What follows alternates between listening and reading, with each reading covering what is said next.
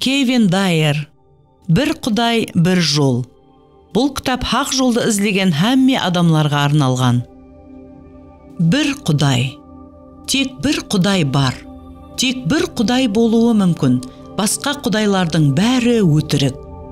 Құдай жоқ деп айтатұғын әрқандай адам ақмақ. Құдайдың бар екеніне көзі жетуі үшін адамға тек дөңгелек атраптағы дүнияға көз жіберудің өзі жеткілікті. Дүнияның өзі жаратқанның һәм жаратылған нәрсенің бар екенінен дерек береді. Мәңгі суретші менен құрылысшының бар екенін, өсімліктер һәм хайуанатлар тұрмысының көплеген жетіліскен түрлері дәлелдейді.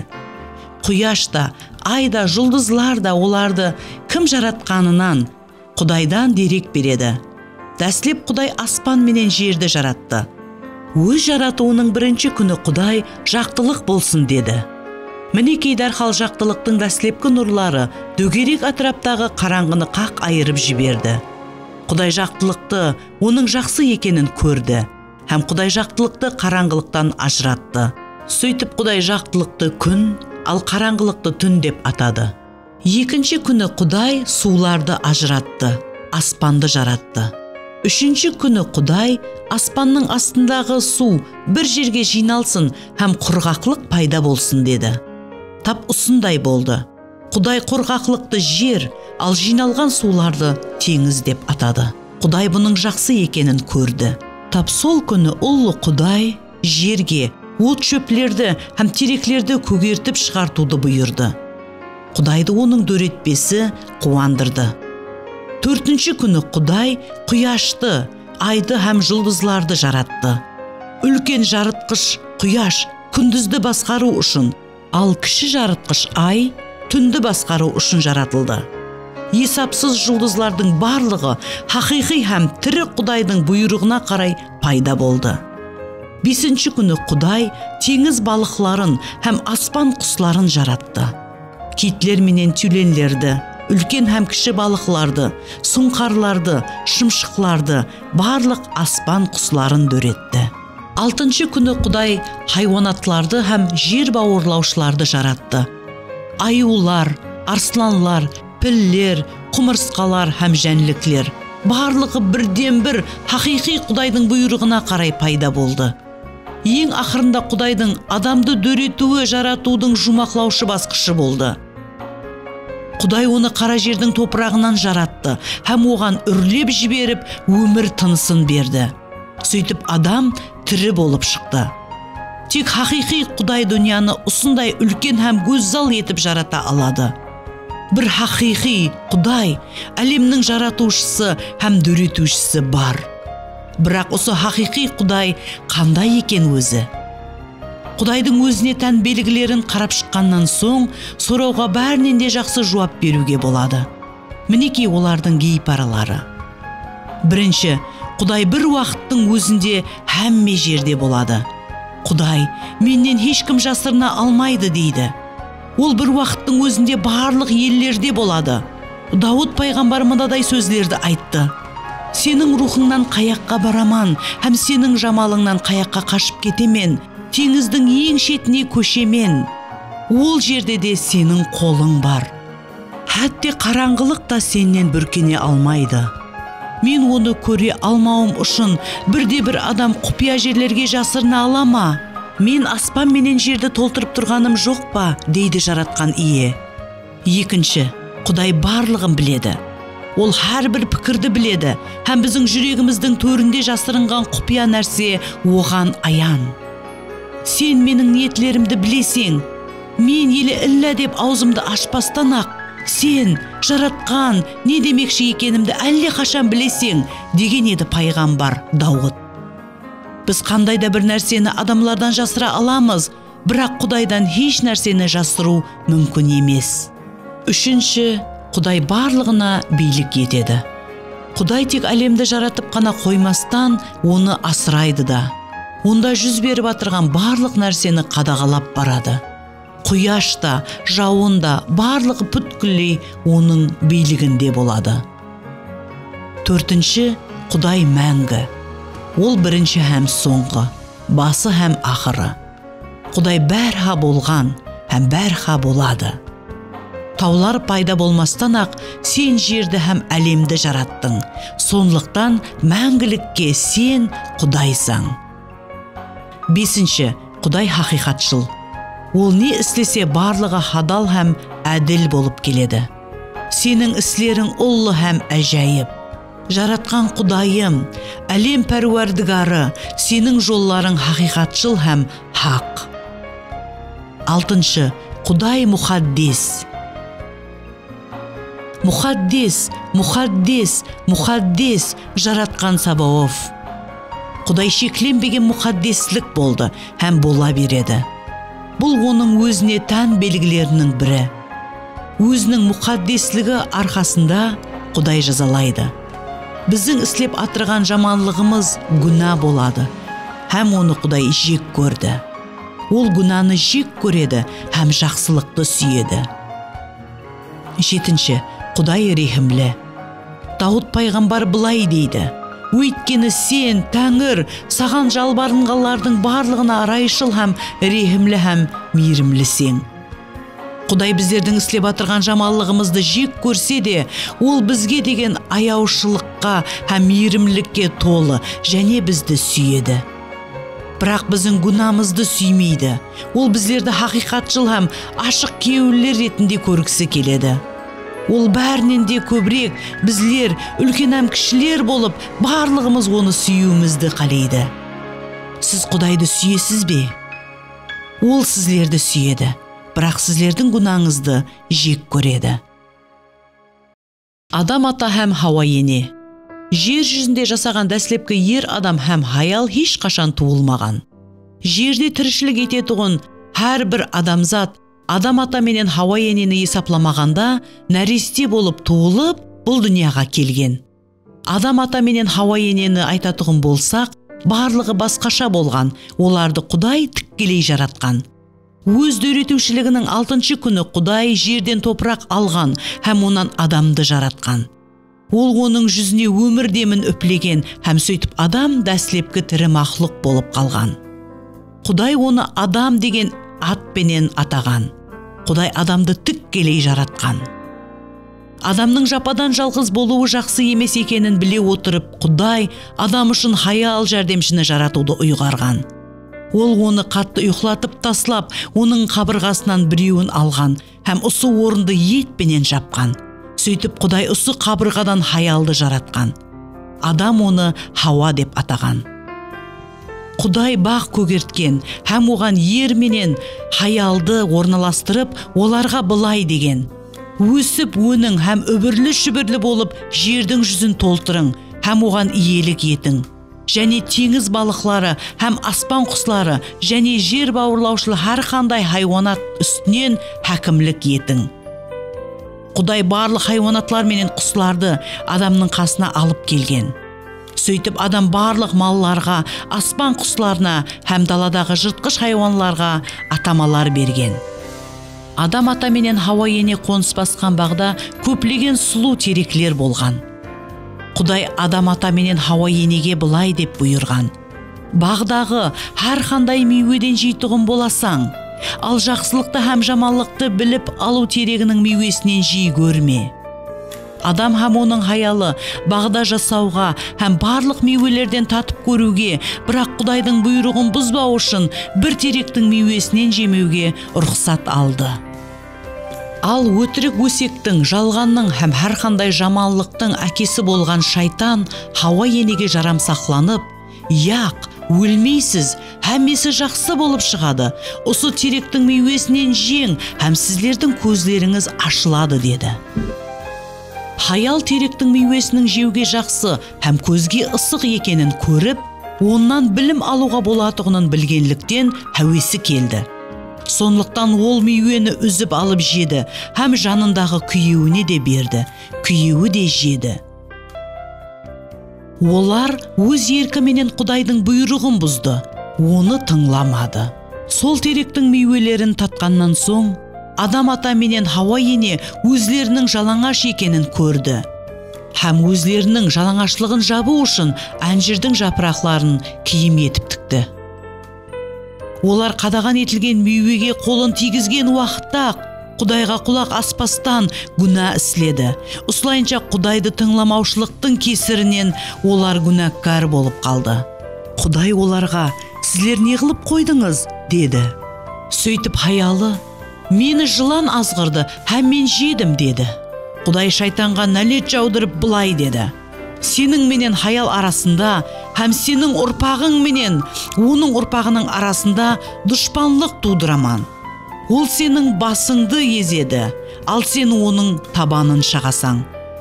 Адам менен Хауа ененің жалаңашлығын жабу үшін Құдай теріден киімлер іследі. Осы мақсатта хайуан сойылды, һәм оның терісі пайдаланылды. Адам ата менен Хауа ененің күнәсінің кесірінен олар бұннан былай жалаңаш болмауы үшін бейгүнә хайуан өлуі тиіс болды. Олардың бұйрыққа құлақ салмауының салдарынан Құдайға оларды жәннеттен қуып жіберуге тура келді. Сонлықтан бір адам арқылы дүнияға күнә келді. Һәм күнә әжелге барабар болғаны сияқлы әжелде барлық адамларға өтті. Өйткені ол арқылы һәммесі күнәға батты. Біздер барлығымыз адамның балаларымыз, һәм адам сияқлы Құдайды тыңламаушылыққа берілдік. Біздер барлығымыз оның бұйрығын бұздық. Һәмме күнәға батты. Адам сияқлы біздер тонға мүтәжбіз. Адам һәм Хауа енені киім менен тәмінлеу үшін хайуан өлтірілді. Біз де өзіміздің күнәмізді жабуға мүтәжбіз. Қабыл һәм Абыл. Бұл дүнияға келген дәслепкі нәресте ұл бала болды. Оның ата-анасы Адам ата менен Хауа ене оған Қабыл деп ат қойды. Біраз уақыт өткеннен соң осы дәслепкі шаңырақта тағы бір нәресте ұл бала туылды. Оны Абыл деп атады. Өздері үлкейе келе екі ағалы інілі минеттің түрлі тарауларына қызықты. Абыл өз әкесінің қойларын бағуды ұнататұғын болды. Ол оларды ширелі отлақларға айдап бағатұғын һәм таза суға суғаратұғын еді. Сондай-ақ ол оларды жыртқыш хайуанлардан қорғады. Ал Қабылды хайуанатлар қызықтырмайтұғын болды. Ол диқаншылықты сүйетұғын һәм палыз егінлері менен мейвелерді тәрбиялап өсіретұғын болды. Олар түрлі минетпенен бәнд болса да, екеуі де бірден бір хақиқи Құдайға сенетұғын һәм оған сыйынатұғын еді. Оның еркіне ылайықлы болғысы һәм оған жаранғысы келіп, олар Құдайға сыйлық апаруды ұйғарды. Олар түрлі сыйлықларды таңлады. Қабыл атызға барып, диқаншылық жемісін жинады һәм оларды Құдайға алып барды. Қабылдың сыйлығы белгілі мәніде оның минетінің жемісі еді. Ол жерді тапқа келтірді, тұқым екті һәм піскен жеміслерді жинады. Ол осы сыйлығы арқалы Құдайға: «Қарай көр, бұл менің қолымның ісі» демекшідей сезілетұғын еді. Ал Абылдың сыйлығы оның ағасы Қабылдың сыйлығынан бүткілдей ажыралып тұратұғын еді. Ол өзінің дәслепкі туылған қойларының бірін ұстап алып, оны сойды һәм Құдайға сыйлық етіп әкелді. Құдайға Абылдың сыйлығы ұнады һәм оны қабыл етіп алды.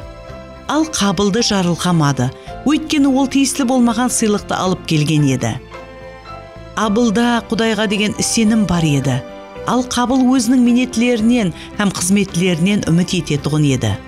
Қабылдың жүрегінен орын алған күнә Құдайдың екі сыйлыққа жасаған қатынасы арқалы ашкара болды. Қабылдың қызғанышы күжіп кетті. Өйткені Құдай Абылдың алып келген қозысын қабыл етті, ал оның сыйлығын мақұлламады. Ол Абылға кек сақлады һәм оны өлтіруді ойлады. Бір күні олар атызда жұмыс істеп жүрген уақытта Қабыл Абылға хүжім жасады һәм оны өлтірді. Бұл адамзат тарихындағы дәслепкі адам өлтіру болды. Һәм Абыл хақиқи сенім үшін дәслепкі азап шеккен адам болды. Құдай Қабылға қатты қаһарленді. Абылды өлтіргені үшін Құдай оны қатты жазалауды ұйғарды. Оған Қабылға істеген жамаллығы үшін бүткіл өмір бойы өлгеніне шекем тауқынәлет тамғасын басты. Қабыл да, Абыл да жалғыз Құдайға сенді. Олардың екеуі де хақиқи Құдайға сыйынды. Бірақ жалғыз Құдайдың бар екеніне сену жеткіліксіз. Сондай-ақ хақиқи Құдайға сыйынудың тек бір өзі ғана жеткіліксіз болады. Құдайдың абылды жарылқағаны сияқлы, бізді жарылқау үшін біз оған тиісті құрбанлық алып келуіміз тиіс. Қабылда Құдайға сыйлық апару үшін таңлау мүмкіншілігі бар еді. Ол Құдайға өз қара басының күш жұмсау арқылы жетістірілген диқаншылық жемістерін ұсынуды ұйғарды. Бұл таңлау сәтсіз болып шықты. Сіз де Құдайға сыйлық апару жөнінде таңлау мүмкіншілігіне иесіз. Сіз Құдайға қабыл сияқлы өз қолыңыздан жетістірілген жемістерді апара аласыз. Бірақ Құдай бұл сыйлықты қабыл ете алмайды. Сіз абыл сияқлы Құдайға ұнаған сыйлықты ұсынуыңызға болады. Құдай сізді жарылқау үшін сіз дұрыс таңлау жүргізуіңіз тиіс. Нұх пайғамбар. Нұх қабылдан соң бірнеше жүз жылдар өткеннен кейін жасады. Осы 100 жылдар давамында жерде көп мыңлаған адамлар туылды. Жерді мәкан еткен адамлар хақиқи Құдайдан безді. Нұх туылған уақытта дүния қорқынышлы жағдайда еді. Адамлар бұзылып кетті, һәм көз алдыңа келтіру мүмкін болмаған әрқилы ауыр гүналарға батты. Сөйтіп жаратқан ие жер жүзінде адамлардың бұзылуының оғада күжіп кеткенін, һәм олардың кеуліндегі барлық пікірлері менен ниетлерінің әрқашан жамалыққа бағдарланғанын көрді. Кейін Құдай жерге нәзер салды. Мінекей ол бұзылған, өйткені әрқандай дене жердегі өз жолын бұрмалап жіберген. Сонда Құдай Нұхқа: менің көз алдымда әрқандай дененің өлер уақыты жетті, өйткені жер олардың жауыздықтары менен толып кетті. Міне мен оларды жерден қырып жойып жіберемен деді. Құдай Нұхқа өзі һәм оның шаңырағы жерде жақын арада болатұғын қорқынышлы соттан, яғни үкімнен аман қалуы үшін кеме соғуды бұйырды. Ал Нұх кемені соға отырып адамларға насият айтты. Ол халыққа жақын арада болатұғын Құдай сотын ескертті. Құдай хақиқатшыл һәм сонлықтан да олардың гүналарының кесірінен Құдай адамларға әжел жіберейін деп атырғанын айтты. Құдай өзі оларға рехімі келіп, оларды аяу үшін олар өз гүналарын мойынлап тәубе етуі һәм Құдайға жалбарынуы тиіс. Бірақ халық оның уазын тыңламады, һәм оның ескертулеріне құлақ салмады. Адамлар Нұхтың үстінен күліп мазақлады. Кеменің соғылып біту уақыты жетіп келді. Сөйтіп Тәңір Нұхқа: сен һәм сенің бүткіл шаңырағың кемеге кірің. Өйткені мен сені менің алдымда ысы рухтағы хақиқатшыл ретінде көрдім деді. Құдай барлық хайуанатлар менен құстардың қырылып кетуін қалемеді. Сонлықтан оларды сақлап қалу үшін ол Нұхқа әрбір еркек һәм ұрғашы һәм әрбір құслар тайпасынан бірнеше мақлұқты кемеге кіргізуді бұйырды. Нұх, оның хаялы һәм 3 ұлы өзлерінің хаяллары менен кемеге кіргеннен соң Құдай олардың артынан есікті ілді. Нұх, оның шаңырағы һәм хайуанатлар кеменің ішінде. Ал Нұхтың уазын менсінбей, оны тыңламағалардың барлығы сыртта, оның есігінің артында қалды. Құдайдың хүкім күні келді. Аспаннан жауын құя баслады. Бүткіл жерді су басып кетті. Адамлар төбелерге һәм тауларға қашып құтылмақшы болды. Бірақ жерде су оғада күшейіп кетті. Хәтті бүткіл аспанның астындағы барлық биік таулар су менен қапланды. Сөйтіп жерде қимылдап жүрген әрқандай дене, құслар да, маллар да, жыртқыш хайуанлар да, жер бауырлап жүрген барлық бақа шаян, жыланлар да, барлық адамлар да жанынан айырылды. Не үшін Құдай адамларға бұлай істеді? Олар өзінің гүналарының кесірінен суға кетті. Тек кемеге кіргенлер Құдайдың бұл жерге жіберген жан түршіктірерлік әжелінен аман қалды. Нұх өзінің шаңырағы менен кемеден баспана тапты. Ал гүнаға батқанлар һәм Құдайдың ескертулерін тыңламағанлар жер бетінен жоқ болды. Құдайдың хүкімі болған жауын адамлардың үстіне, олар бүткілдей қырылып біткенге шекем құйып тұрды. Ол кемеге де жауып тұрды. Бірақ оның ішінде болғанлар қауіп қатерсіз болды. Құдай сотынан ешқандай зиян көрмеді. Құдай өзіне қарсы күнә істегендерді жазалауы тиіс. Оның алдында барлық адамлар күнәкар. Сөйтіп сіз де оның алдында күнә істеп, егерде Нұх сияқлы баспанаға жасырынбасаңыз, Құдай сотының күшін өз қара басыңызда көресіз. Сіз Құдайдың сотынан аман қалуыңыз үшін Құдайдың өзі баспана хақында қамқорлық етті. Сіздің Құдай сотынан құтылып, аман қалғыңыз келе ме? Ибраим пайғамбар. Ибраим өзінің Құдайға деген ұлы сенімі менен белгілі болды. Бір күні Құдай оған өз елін һәм жақын жуықтарын таслап кетуді және жаңа мәканға баруды бұйырды.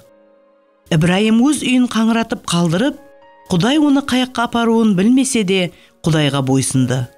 Құдай Ибраимға қарата былай деді: «Мен сенен ұлы халық жаратаман, һәм саған пәтия беремен, және сенің сеніміңді ұлылайман.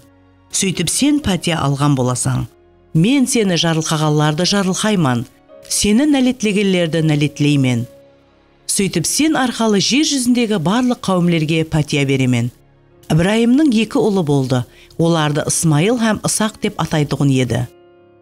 Бір күні Ибраим Құдайға сыйына отырып былай деп өтініш етті: «Қапылғанда Исмаилдың өзі сенің көз алдыңда тірі болса қанекей».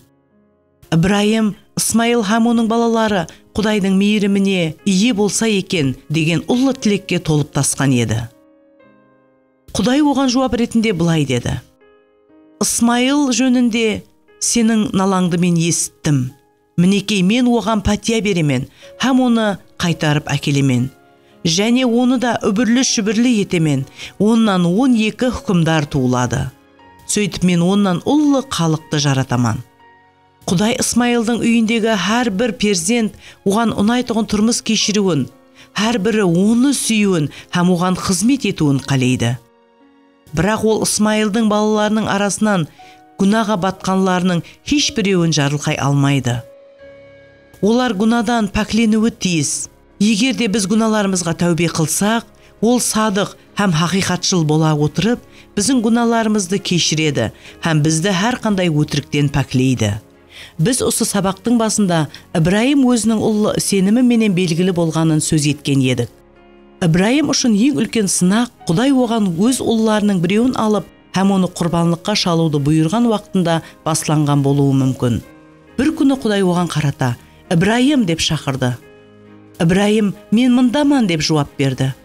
Құдай былай деді: «Өзіңнің жақсы көретұғын балаңды ал да Мория жұртына бар, һәм ол жерде оны мен айтқан таулардың бірінде құрбанлық етіп бүткілей өртеп жібер».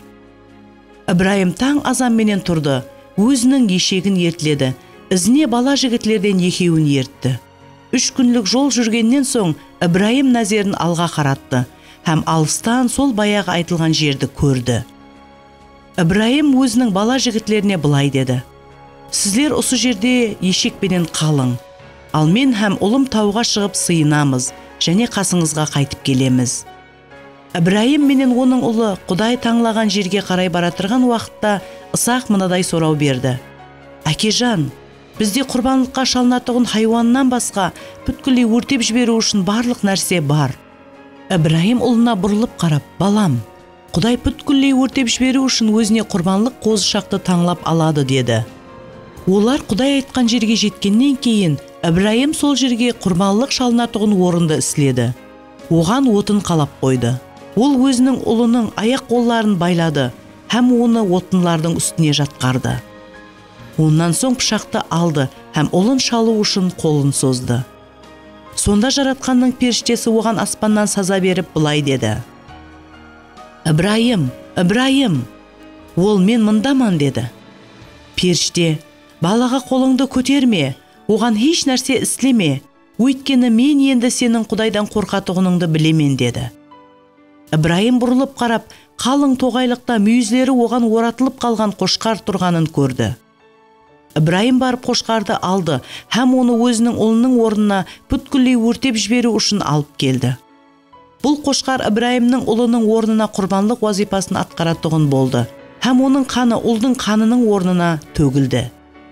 Бейгүнә қошқар өз айыбы үшін емес, ал өзге біреу үшін өлтірілді. Һәмме гүнә істеді, ал Құдай гүнәға тағат ете алмайды. Ол гүнәні жазалайды. Егер де сіз өз гүнәңізден құтылмасаңыз, Құдай сізді жарылқай алмайды.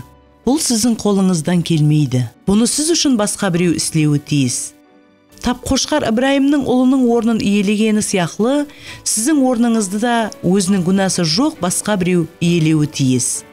Бірақ егерде оның өзі күнәкар болса, онда ол сіздің күнәларыңызды сапластырып, сізді пәклей алмайды. Егерде сізде осы шартке сәйкес келетұғын біреу болса, сізді Құдай жарылқайды. Бұны сіздің үшін кім істей алатұғынын білгіңіз келе ме? Бұннан бұлай таңлауды давам етің. Кім сіздің күнәңіз үшін орынбасарыңыз бола алатұғыны, һәм және бұны істеуге келетұғыны хақында біліп аласыз. Муса пайғамбар. Муса бір уақытлары жерде жасаған ең таңқаларлық көсемлердің бірі болды. Ол 1 миллионнан асламырақ адамларды 40 жыл давамында ізіне ертіп жүрді. Қазіргі заманда ұсыншама көп халықты шөлістанлық арқалы ертіп жүру жүда қиын болар еді. Бірақ Муса осы орынлау мүмкін еместей болып сезілетұғын уазипаны табыслы орынлап шықты. Осы ұлы көсемнің өмірін бір қарап шығайық. Муса Мысырда туылды. Оның атаналары ұлы Мысыр фараонының қарауындағы еврей құллар болды. Фараон құллардың үйінде туылған барлық ұл балаларды дәрхал өлтірілуі тиіс деген бұйрық жариялады. Муса туылған уақытта оның анасы нәрестенің жанын алады деп қорықты. Сондықтан ол оны 3 ай давамында өз үйінде жасырып жүрді. Анасы баласын бұннан былай жасыра алмай қалған уақытта кішкене себет тоқыды. Оған қарамай жағып шықты, һәм Мусаны оған жайғастырды. Ол осы себетті дарияға алып барып суға жіберді. Бір қанша уақыт өткеннен соң фараонның қызы дарияның жағасына келді, һәм суда қалқып кетірген себетті көрді. Ол себетті ашты, һәм нәрестені көрді. Фараонның қызы оны емізетұғын хаялды таптырды, һәм оны сарайға алып келуді бұйырды. Үлкейе келе Муса Мысырда алу мүмкін болған ең жақсы білімді алды. Ол аса ақыллылығы менен ажыралып тұратұғын еді. Ол фараонның сарайында жасағаны менен мысырлылардың қатарына жатпайтұғынын білетұғын еді. Бір күні ол сайранлап шыққан уақытта бір мысырлы адам бір еврей құлды саба батырғанын көріп қалды. Мусаның тұла бойын қаһар ғазеп кернеді, өйткені ол да еврей еді. Жан жағына алақлап қарап алып, ешкім жоқ екенін көргеннен соң ол мысырлыны өлтірді. Фараон бұны естті, һәм Мусаны өлтірмекші болды. Муса шөлістанлыққа қашып құтылып, сол жерде 40 жыл жасады. Бір күні Муса қой бағып жүрген уақытта, ол әдеттегіден тыс лаулап тұрған отта жанып тұрған бір пұтаны көрді. От жанып тұрыпты, ал пұта өртеніп кетпей тұр. Муса көрмекші болып жақынырақ келген уақытта оған «Муса, Муса» деген саза естілді. Муса «Мен мұндаман» деп жауап берді. Құдай Мусаға пұтаның арасынан саза беріп былай деді: «Бұл жерге жақынлама, аяқларыңнан аяқ киіміңді шеш, өйткені сен тұрған орын мұқаддес жер болады». Құдай Мусаға Мысырдағы құллардың қатты наласын есіткенін, һәм оларды құтқармақшы екенін айтты. Құдай Мусаға қарата былай деді: «Мен сені фараонның қасына жіберемен, һәм Мысырдан менің халқымды, Израиль перзентлерін алып шық» деді. Муса Құдайға: «Фараонның қасына барғандай, һәм Мысырдан Израиль перзентлерін алып шыққандай мен кіммен өзі?» деп жауап берді. Құдай оған: «Мен сенің менен бірге боламан» деді. Муса Құдайдың айтқанын қылды, һәм фараонға жолығып, оннан құлларды босатып жіберуін өтініш етті. Ал фараон Мусаның үстінен күлді, һәм Израильлер Мысырда қалатұғынын айтты. Бұннан соң Құдай әжел жіберді, өйткені фараон қасарсып тұрып алып, Израиль перзентлерінің Мысырдан шығып кетуіне жол қоймады. Елдің гүллән сулары қанға айланды. Бірнеше миллионлаған құрбақалар, шыбын-шіркейлер, ит-шыбынлар һәм шегірткелер жерді қаплап кетті. Маллар қырыла басылады. Адамлар үстлерін жара басып, азап шекті һәм жәбір көрді. Зімістан қараңғылық бүткіл жерді қаплап кетті, һәм көз көріп құлақ естпеген ірі-ірі бұршақлар елді сып-сидам етті. Бұның барлығын Мысырға Құдай жіберді, өйткені фараон еврей құлларды жібермей ұслап тұрды. Муса фараонның қасына тағы да бір рет барды, һәм оған былай деді: «Сен Құдайдың айтқанын қылмағаның үшін сенің халқыңа тағы да бір әжел дариды. Түн ортасында әрбір шаңырақта тұңғыш перзент өледі». Муса Израильларға: «Олар өз үйлеріндегі қапыларының кесе ағашларына һәм жақлауларына құрбанлық қозысының қанын жағып шығу тиіс екенін айтты. Тек сонда ғана олар қауіп қатерден аулақ болады. қан жағылған үйді Тәңір набыт етпейді. Осылайынша ісленбеген барлық үйлерде тұңғыш перзент өлді. Құдай қанды көремен де қапталыңыздан өтіп кетемен деді. Сол түнде Мысыр жұртында көплеген балалар өлді. Бірақ Израильлар өз қапыларының жақлауларына қан жағып шығып, Құдайдың хүкіменен құтылып қалды. Сізді әжел хүкімі күтеді. Күнә үшін жаза өлім. Күнәкар бола отырып, сіз өлуіңіз һәм мәңгілікті Құдайдан алыста өткеруіңіз тиіс. Бірақ Құдай оның хүкімінен құтылып қалудың жолын нәзерде тұтып қойыпты. Құллар сияқлы сізлер де өз жүрегіңізге һәм тұрмысыңызға қан жағуыңыз тиіс. Сонда ғана Құдай қанды көремен де қапталыңыздан өтіп кете беремен деп айта алады. Бұны қалай істеуге болады һәм бұның үшін қандай қан керек? Бұннан былай таңлауды давам етің, сонда сіз осы сұрауға жауап аласыз. Дауд пайғамбар. Дауд пайғамбар ұлы сәзенде болды. Ол қосық жазуды сүйетұғын еді. Сондай-ақ оған лира деген саз аспабын шерту һәм өз қосықларын атқару ұнайтұғын болды. Оның өзі жазған қосықларының кейбіреулері бізге оның тұрмысынан һәм ішкі кешірмелерінен дерек береді. Бір күні айдың түнде Дауд далада жайнаған жұлдызларға қарап, өз әкесінің отарындағы қойларды бағып жүреді. Аспанға һәм жымыңласқан жұлдызлардың шұғыласына назар сала отырып, ол мынадай бір қосық жазды. Жаратқан Құдайымыз, сенің атың бүткіл жер жүзінде қаншама салтанатлы. Сенің даңқың аспаннан биікке тарқалып кетеді. Мен сенің аспаныңа, сенің бармағың жаратқан іске, сен жаратқан айға һәм жұлдызларға назар салған уақытымда, сен оны ядыңда сақлайтұғындай, һәм сен оны келіп көретұғындай, адамзат кім болыпты өзі деп ойлайман. Дауд пайғамбарды Құдайдың дөретпесінің ұлылығы таң қалдыратұғын еді. Ол оғада үлкен әлемнің жаратушысы Құдай қалайынша адамға қызығатұғынын түсіне алмайтұғын еді. Дауд ай менен жұлдызларды жаратушы Құдайдың адамның барлық істеріне қызыққанына хайран қалды. Басқа бір жағдайға байланысты Дауд өзінің ұлы жетекшісі туралы жазды. Ол өзінің ұлы жетекшісі оған бақытлы тұрмыс інәм еткенін айтты. Тәңір менің жетекшім, мен еш нәрсеге мүтәж болмайман. Ол мені жеміслі, егін-тегінлі жерлерде асырайды, һәм мені сылдырлап әсте ақырын ағып тұрған суларға апарады. Менің жаныма қуат береді. Өзінің аты үшін мені хақиқатлық жолына бағдарлайды. Тап осы қосықта ол бақытлы өлім туралы айтады. Егерде мен хәтте әжел менен дұслассам да, жаманлықлардан қорықпайман. Өйткені сен менің қасымдасаң, сенің таяғың һәм сенің хасаң, олар тынышлық береді маған дейді. Ол бұл қосықты өзінің бақытлы мәңгіліктен үміт ететұғынын айтуменен тамамлайды. Сөйтіп мейірімлілік тұрмысының барлық күнлерінде маған жолдас болғай, һәм мен жаратқанның үйінде көплеген күнлер болғайман дейді. Дауыттың көз алдында ажайып көрініс ашылатұғын болды. Иманлы болып өлетұғынын біле отырып, ол теберік тұрмысты басынан кешіретұғын һәм өлгеннен соң мұқаддес тұрмысты күтетұғын болды. Сіз көз алдыңызға осындай көріністі келтіре аласыз ба? Егерде сіз Дауд сияқлы өзіңіздің гүналарыңызды ол кешіргей деп Құдайға налыш етуге таяр екеніңізді білдірсеңіз, Құдай сіздің көз алдыңызда пайда болуы мүмкін. Дауд пайғамбар, мені нызамсыздығымнан жуып тазарта көр, һәм мені гүналарымнан пәклей көр деп дуа етті. Дауд өзінің қосықларында өлер алдындағы қорқынышлы жанталас азап ақыретлерін шегіп қиналып атырған адам кімді мазақлап күлетұғыны, кімді сөгетұғыны һәм кімді қатты қорлайтұғыны туралы көп мәрте айтқан еді. Ол былай деді: мені көргенлердің һәммесі мені сөгеді. Менің барлық сүйеклерім шашылып кетті. Мені себепсіз жек көретұғылар менің басымдағы шашларымнан көп. Мені қатты азап ақыретлер қоршап алды. Дозақ шынжырлары мені тұм тұстан байлады. Мен тарлықты һәм қайғыны ұшыраттым. Менің барлық сүйеклерімді бірімлеп санап шығуға болар еді. Менің теберік киімімді өзара бөлісіп атыр, һәм менің киімлеріме шек таслап атыр. Мен адам емеспен, ал адамлардың сөгуіне һәм халықтың менен жеркенуіне қолайлы құртпан ғой. Өйткені мені көпеклер қоршап алды. Менің қолларымды һәм аяқларымды қақсатты.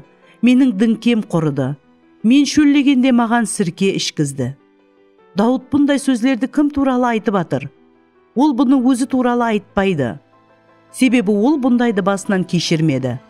Дауд бұндай пікірлерді сіздің күнәларыңыз үшін кім өлетұғын болса, сол туралы айтып атыр. Осы кітаптағы мағлұматларды таңлауды тағы да давам етің. Һәм сіз өзіңіздің күнәларыңыз кешірілуі үшін кім өлгені туралы көбірек біліп аласыз. Иса Масих. Дәслепкі 7 сабақта біз көплеген ақметлі хақиқатлықлар менен таныстық. Кейінге қайта отырып, осы сабақлықларды еслейік, һәм олардың кейбіреулерін қысқаша тәкрарлайық. Бірінші бап, бір Құдай. Бұл сабақта біз әлемді һәм бұл дүнияны хақиқи Құдай жаратқанына әтібар бердік. Сондай-ақ біз Құдайдың кейбір тикарғы белгілерін қарап шықтық. Ол рехімлі Құдай, һәм сондықтан біздерді аяды. Екінші бап, Адам ата һәм Хауа ене. Екінші сабақта біз Құдайға құлақ салмастан күнә істеген Адам ата һәм Хауа ене хақында уақияны көріп шықтық. Біз рехімлі Құдай оларды өзінің тыр жалаңашлығын жабу үшін киім менен тәмінлегенін қарап шықтық. Бұның үшін бейгүнә хайуан өлтірілген еді. Үшінші бап, Қабыл һәм Абыл. Бұл сабақ бізге Құдай бізді жарылқасын десек, біз тиісілі сыйлық ұсынуымыз тиіс екенін үйретеді. Ол Қабылдың құрбанлығындай, оның өз қарабасының істері сияқлы болуы керек емес. Өйткені Құдай бұндай сыйлықты қабыл етпейді. Ол Абылдың сыйлығына мегзес болуы тиіс. Қан төкпестен кешірім болмайды. Төртінші бап, Нұх пайғамбар. Нұхтың Құдай үкіменен баспана тапқан жері кеме болды. Біз күнә үшін Құдайдың үкіменен құтылатұғын баспанаға ие болуымыз тиіс. Бесінші бап, Ибраим пайғамбар. Ибраим туралы оқи отырып, біз Ибраимның ұлының орнын қошқардың иелегенін білеміз. Оның орынбасары болғанын аңладық. Солай етіп бізде де орынбасар болуы тиіс. Алтыншы бап, Муса пайғамбар. Бұл сабақтан біз Мысырда құл болған Израиль халқының қорқынышлы өлім жазасынан аман қалғанын біліп алдық. Еврейлер өз қапыларының жақлауларына қан жағып шықты. Құдай үкіменен аман қалу үшін біз де қанды пайдалануымыз тиіс. Жетінші бап, Дауд пайғамбар. Дауд өзінің күнәсі үшін кім азап шегетұғыны туралы айтты. Егерде біз өзімізге Құдайдың жарылқауын қалесек, төмендегі барлық шәртлерді орынлайтұғын адамды тауып алуымыз тиіс.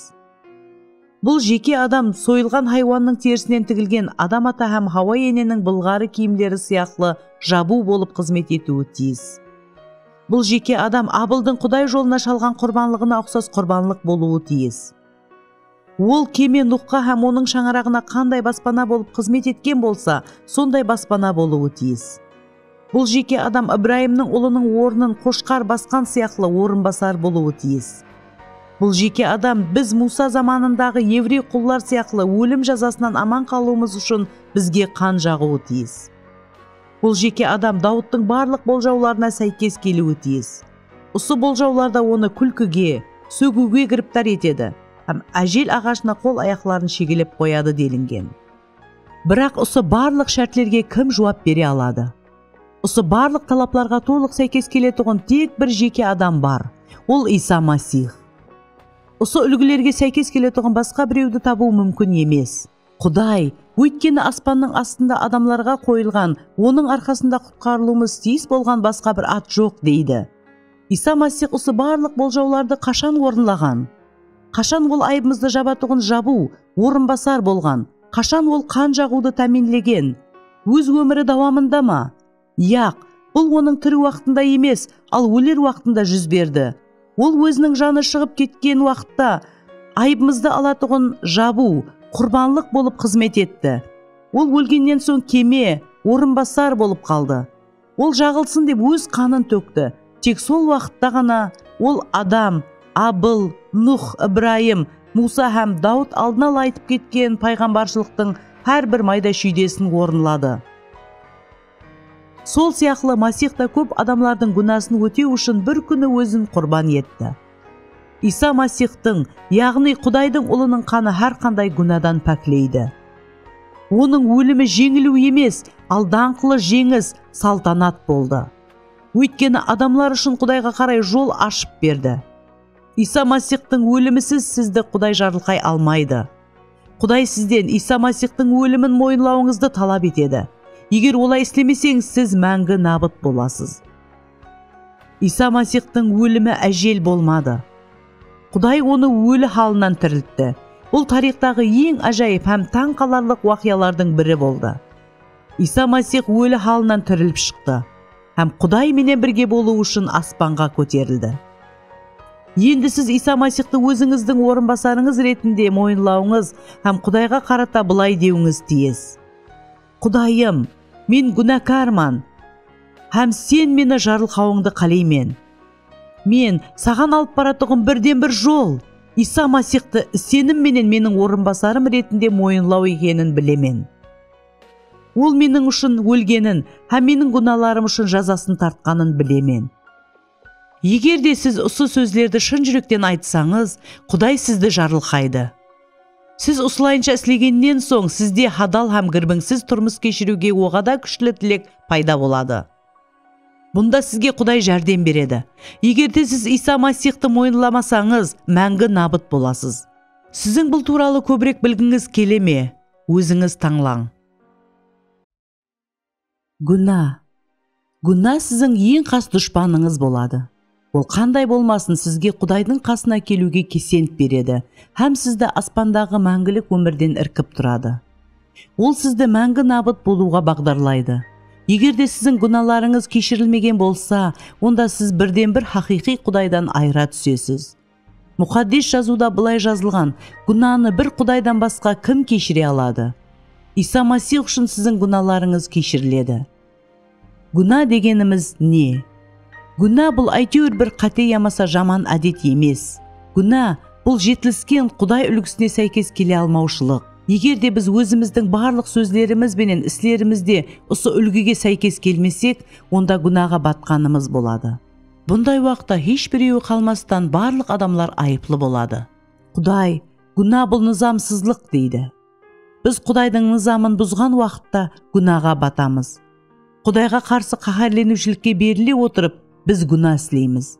Әрқандай нәпәк сөзіміз, ямаса пікіріміз бенен оған ұнамайтұғын қылық істеуіміз бенен күнә қыламыз. Неше адам күнә қылған? Дауд пайғамбар: "Міне күнәкар болып туылғанмын, анамның қарнында күнәкар едім" деп айтқан. Дауд пайғамбар күнәкар болды. Құдай: "Һәмме күнә қылған" дейді. Күнә істемеген тек бір жалғыз адам бар. Бұл Иса Масих. Ол туралы төмендегі сөздер жазылған. Ол ешқандай күнә істемеді, һәм оның тілінен жағымпаздық естілмеді.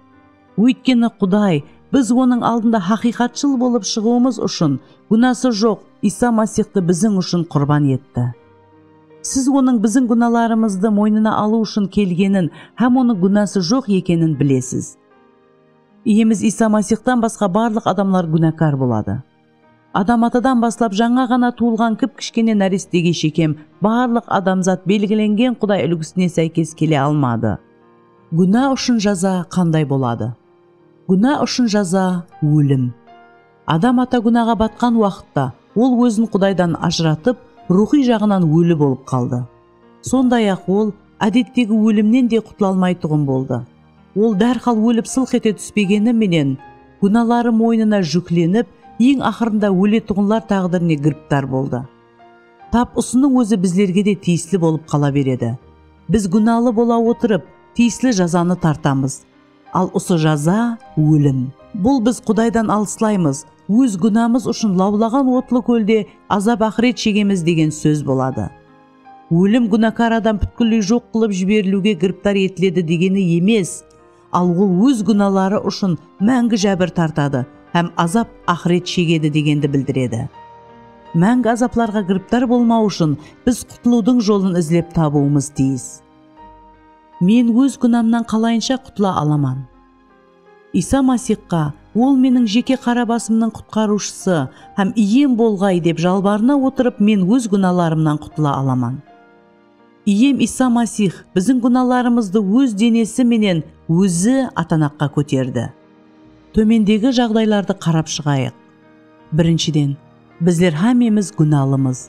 Жер жүзінде жақсылық ететұғын һәм күнә істемейтұғын хақиқатшыл адам жоқ. Екіншіден, Құдай мұқаддес һәм ул гүнәгә назир сала алмайды. Құдайдың пәк көзлері жауызлықларға назир салуға тән емес, һәм Құдай қысым жасауға қарай алмайды. Үшіншіден, егер де біздің гүнәларымыз кешірілмесе, онда біз Құдайдан мәңгі алыслаймыз. Барлық низамсызлық істеушілер меннен арман кетің дейді Құдай. Төртіншіден, Иса Масих гүнәларды кешіру үшін өлді. Масих гүнәкарлар үшін өлді. Бесіншіден, Құдай, егер де біздер Иса Масихты өз құтқарушымыз деп мойынласақ, онда ол бізді кешіруін айтады. Құдай дүнияны соншелі сүйгенліктен өзінің жалғыз ұлын берді. Оның ұлына сенген әрбір адам набыт болмай, мәңгілік өмірге ие болады, деді. Құдай оған бару үшін тек бір жол бар екенін айтады. Бұл Иса Масихқа сену жолы болады. Сіз өзіңіздің гүнәларыңыздың кешірілуін қалайсыз бе? Құдайдан сізді кешіруін өтініш етің, һәм оған сіздің иеміз Иса Масихқа сенетұғыныңызды айтың. Бұны хәзір іслең. Ибадат һәм сауап іслер. Ибадат ету бұл адамға белгілі болған ең құдіретлі күш. Біз оның арқасында жеңіп болмайтұғындай болып көрінетұғын тосқынлықларды сапластырамыз. Ибадат арқалы біз әдетте кесіп өту мүмкін болмаған елдер һәм континенттердің шекараларын кесіп өтеміз. Бірақ ибадат етуге кіріспестен бұрын біз белгілі бір талапларды орынлауымыз зәрүр. Ибадат еткенде тиесілі бір жеке адамға қарата ету керек. Тастан соғылған құдайлар ибадатты есте алмайды, һәм ағаштан соғылған құдайлар оны ұға алмайды. Ибадат ететұғын һәм оған жауап беретұғын бірден бір Құдай, бұл тірі һәм хақиқи Құдай. Бұл иеміз Иса Масихты адамзаттың гүнәлары үшін өлімге жіберген Құдай. Сондықтан сіз өз ибадатыңызды осы Құдайға қарата етуіңіз тиіс. Ибадат шын жүректен етілуі тиіс. Сіз дуа еткеніңізде Құдайдан, ол сізге байлық инам етуін өтінбеуіңіз тиіс. Бұл оның еркіне сәйкес келмеуі мүмкін. Құдай төмендегі ибадатымызды естеді. Құдайым, мендей күнәкарға мейірманлық ет. Құдайым, маған өз өмірімде сенің еркіңді түсінуге жәрдем бер. Құдайым, мен сен туралы басқа адасушыларға гуалық беруім үшін маған пәк тұрмыс кешіруде жәрдем бер. Құдай басқа да көплеген ибадатларды естеді, һәм оларға жауап береді. Сіз оның алдына өзіңіздің барлық қиыншылықтарыңыз бенен келуіңізді тілейді. Сізге басшылық етуді, һәм сіздің әрбір тұрмыслық қадеміңізді бағдарлап тұруды қалайды. Ибадат Құдайдың еркіне сәйкес келуі тиіс. Мінекей біз оған сондай батыллық етеміз. Оның еркіне қарай бір нәрсені өтініш қылған уақытта ол бізді тыңлайды. Құдай иеміз Иса Масихты мойынлағанлардың ибадатын естеді, һәм оған жауап береді. Ол сіздің ибадатларыңызға дәрхал һәм сіздің тілегіңізге сәйкес түрде жауап бермеуі де мүмкін. Бірақ ол біздің үшін не жақсы екенін біледі, һәм оларға тиесілі жауап береді. Ибадатты Иса Масихтың атынан етуіміз тиіс. Құдай менен адам арасындағы бірден бір жарастырушы бұл Иса Масих болады. Ол менің атым менен не сорасаңыз бәрін аласыз деді. Сіз өзіңіздің ибадатыңызға жауап алғыңыз келе ме? Онда міндетті талапларды ядда сақлаң. Сіз Иса Масихқа шын жүрегіңізден сыйынуыңыз тиіс. Жақсы іслер. Жақсы іслер әрқандай адамның тұрмысында ахметлі рөл атқарады. Жер жүзінде жасап атырғанлардың дерлік әрбірі қандай да бір жақсы нәрсе істеген. Біреулер ауруларға жәрдемлескен, диваналарға садақа берген, басқа біреулер дұшпанларға жақсылық еткен. Бұның барлығы жақсы іслер болады. Бірақ осы жақсы іслердің ешбіреуі сізге Құдайды тануға жәрдем бермейді. Құдайсыз біздің барлық жақсы іслеріміз, хақлығымыз патасланған киім сияқлы екен. Біздің назерімізде ең жақсы деп ойлаған іслер бұл Құдайдың көзіне патас, кір киім сияқлы болып көрінеді. Сіз күні-түні сыйынуыңыз һәм жақсы іслерді қылуыңыз, бірақ сонда да дозақта мәңгі набыт болып кетуіңіз мүмкін. Құдай сіздерді ибадатлар һәм жақсы іслеріңізге қарай емес, ал сенуіңізге қарай һәм тек Иса Масихқа сенуіңізге қарай жарылқайды. Иса Масихты мойынлай отырып, жақсы іслер қылу оға да ахметлі болады. Біз иеміз Иса Масих біздің тұрмысымызды меңгергей деп өтініш еткен уақытымызда, біз оның үшін жасап, оған жарануымыз тиіс. Ешкім мен сауап іслерім арқалы құтқарылдым деп мақтанбасын. Біз гүнәлардың кешірілуіне жақсы ісіміз арқалы ерсе алмаймыз. Егер де оған өз іслеріміз бенен ылайықлы болатығын болсақ, біз мақтанышқа беріліп кетіп, күнә іслеген болар едік. Құдай біздің аса тәкәббірлік етуімізді қалемейді. Ол хәзір оны қабыл етуге таяр болған әрқандай адамға сыйлық ұсынады. Сіздің кешірімге ие болуыңыз тек ибадат ямаса істеген сауап іслеріңіз арқалы емес, ал тек Иса Масихты мойындау арқалы сый етіледі. Өйткені сіз Құдайдың мейірімділігі себеплі сенім арқалы құтқарылдыңыз, һәм бұл сіздің ұтсызыңыз емес, ал Құдайдың сыйы. Келешек уақиялар.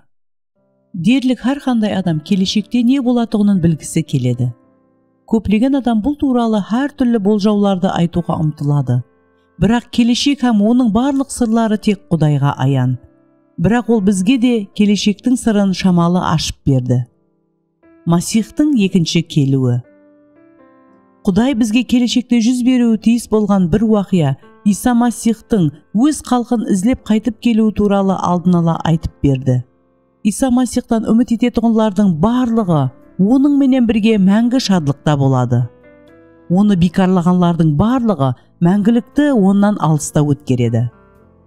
Бізге Иса Масихтың келетұғын уақыты мәлім емес. Бірақ ол бүгін қайтып келсе, сіз бұған таяр болып тұрасыз ба? Осы уақия жүз бергеннен кейін оған сенуге кеш болады. Оған ол жер жүзіне қайтып келмесінен бұрын сену тиіс. Бұны хәзір істеуге болмай ма? Ұлы ақ тақт. Келешекте тағы да бір ұлы уақия, ұлы ақ тақттың алдында сот болады. Иса Масихты өзінің құтқарушысы ретінде мойынламаған барлық адамлар осы ұлы соттың алдына келіп тұрады. Бұл жерде олар сотланады. Өйткені Иса Масихты мойынлағысы келмеді, ямаса оны бекарлады. Ақ тақтың қасындағы соттың алдына келіп тұрғанлардың әрбірі дозаққа тасланады. Сіз онда боласыз ба? Егер де Иса Масихқа сеніп, өзіңіздің құтқарушыңыз ретінде мойынламасаңыз, дозаққа тасланасыз. Дозақ. Дозақ бұл қорқынышлы жер. Біз Таураттан ол жерге түскен адамлардың жалғызлықты басынан кешіретұғынын, ауруға, азап ақыретке һәм шөллеуге гіріптар болатұғынын білеміз. Дозақ бұл от һәм қараңғылық орны. Ол жерге түскенлер осы жерден қайтып шыға алмайды. Олар сол жерде мәңгі қалып кетеді. Сөйтіп олардың азап ақырет шеккенінің түтіні мәңгі будақланып тұрады. Һәм күндіз де, түнде де тынышлана алмайды. Қорқақлардың, жарамаслардың да, адам өлтіргенлердің де, неке хадаллығын бұзушылар менен жәдігөйлердің де, бұтпаразлар менен барлық өтірікшілердің де аянышлы тағдыры от һәм күкірт лаулап тұрған көлде болады. Осы азап ақырет орнынан дозақтан қалайынша аман қалуға болады? Адамда өлгеннен кейін иеміз Иса Масихты мойындау мүмкіншілігі болмайды. Ақ тақтың алдындағы сотқа келген уақытта қандай да бір нәрсені өзгерту үшін жүдә кеш болады. Ең қолайлы уақыт, бұны бүгін, хәзір істеу керек. Сенім һәм үмітпенен иеміз Иса Масихқа хәзір назар салсаңыз, һәм сіз ешқандай гумансыз дозақтағы қорқынышлы тағдырден аман қаласыз. Хәзір қолайлы уақыт, хәзір құтқарылу күні. Аспан. Иса Масихты өзінің құтқарушысы ретінде мойынлаған барлық адамлар мәңгілікті аспанда өткереді. Аспан ямаса жәннет, бұл тынышлық, парақатшылық, шадлық һәм бақыт мәканы. Аспанда біздер Құдай менен толық қатынас жасаудан ләззетленетұғын боламыз. Бұл тек адамлардың дене тілеклері қанатландырылатұғын әйтеуір бір жер емес, ал пәкілік һәм мұқаддеслік хүкім сүретұғын шарапатлы мәкан. Ал енді сіз таңлау жүргізуіңіз һәм бұны хәзір істеуіңіз тиіс. Сіз аспанды, жәннетті, ямаса дозақты таңлауыңыз тиіс. Сізге өзіңіздің өлетұғын күніңіз мәлім емес. Егер сіз бірнеше минуттан соң қайтыс болсаңыз, онда сіз қай жерде боласыз? Аспанда ма, ямаса дозақта ма? Бұның барлығы сіз Құдайға өз күнәңіздің кешіруін өтініш етіп жалбарынғаныңызға, ямаса жалбарынбағаныңызға байланысты. Өз қадемлеріңізді дозаққа қарай бағдарламаң. Өзіңіз үшін аспанға баратұғын жолды тәмеллең. Өз жаныңызды иеміз Иса Масихқа тапсырың. Bir жол. Тек бір Құдай һәм аспанға апаратығын тек бір жол бар. Бұл қандай жол һәм оған қалайынша ерсуге болады? Дуа ету арқылы ма? Яқ. Жақсы істер арқылы ма? Яқ. Ақшалай қаржы төлеу арқылы ма? Яқ. Өзіміздің ең жақсы ынталарымыз арқылы ма? Яқ. Тағы да яқ. Сонда аспанға қарай апаратығын жол қандай һәм ол жерге қалай баруға болады? Иеміз Иса Масих былай деді: Мен жолман. Ол бірден бір жол бола ала ма? Ауа. Ол аспанға қарай апаратығын бірден бір жол. Қарапайым адамзат көсемлерінің арасында ешкім бізге аспанға қарай апаратығын тиісті жолды сілтемеді. Тек Иса Масих бізге аспанға қарай апаратығын бірден бір жолды сілтеді. Егер де біз Иса Масихтың айтқанын қылмасақ, біз аспанға бара алмаймыз. Сіздің алдыңызда таңлау мәселесі тұр. Сіз мәңгі өмірге һәм аспанға алып баратығын жолға түсуіңізге, ямаса мәңгі өлімге һәм дозаққа апаратығын жолдан баруыңызға болады. Құдай сіздің мәңгі өмірге апаратығын жолды таңлауыңызды қалейді. Ал шайтан сіздің набыт болуыңызды, мәңгі өлімге апаратығын жолды таңлауыңызды қалейді. Сізге еркінлік берілген һәм мәңгілікті қайсы жерде өткеретұғыныңызды таңлап алуыңызға болады. Сіз осы таңлауды бүгін істеуіңіз тиіс. Егер де сіз шын ықласыңыз бенен иеміз Иса Масихқа берілмеген болсаңыз, онда дозаққа апаратығын жолда тұрыпсыз. Егер де сіз бүгін иеміз Иса Масихты таңлап алмасаңыз, онда дозаққа апаратығын осы әжел жолынан жүруіңізді давам ете бересіз. Таңлау жүргізбестен сіз мәңгі өлімді таңлап аласыз. Ертең таңлау жүргізуге кеш болуы мүмкін. Сіз бұл дүниядан өтуіңіз мүмкін. Қазір қолайлы уақыт, қазір құтылу күні. Иеміз Иса Масих сіздің күнәларыңыз үшін атанаққа шегеленіп өлді. Сіздің орныңызды басты. Ол сіздің жазаңызды тартты. Ол біздің күнәларымыз үшін жара менен қапланды, һәм біздің низамсыздықтарымыз үшін азапланды, һәм біз оның жарақатлары арқасында шипа таптық. Біздер һәммеміз қойлардай адасып жүрдік. Әркім өз жолын тұтып айнып кетті. Сөйтіп жаратқан ие біздің һәммеміздің күнәларымызды оған аударды. Сіздің үшін кім өлген болса, соны мойындауыңыз, Құдайға былай деуіңіз тиіс: Мен күнәкарман һәм мәңгі азапларға лайықлыман. Бірақ мен Иса Масих менің күнәларым үшін өлгеніне сенемін һәм оны өзімнің құтқарушым ретінде мойынлаймын. Осы уақыттан бастап мен оның үшін жасауға ұмтыламан. Құдай біреу, оған алып баратығын жолда біреу. Ауа, тек бір хақиқи Құдай бар. Басқа құдайлардың барлығы өтірік. Тек бір жол хақиқи, қалғанларының барлығы өтірік. Өзіңізді сенімменен Иса Масихқа бағышлаң, һәм сонда сіз аспанға қарай апаратығын жолға түсесіз. Иса былай дейді: Менің алдыма келген адамды қуып жібермеймін.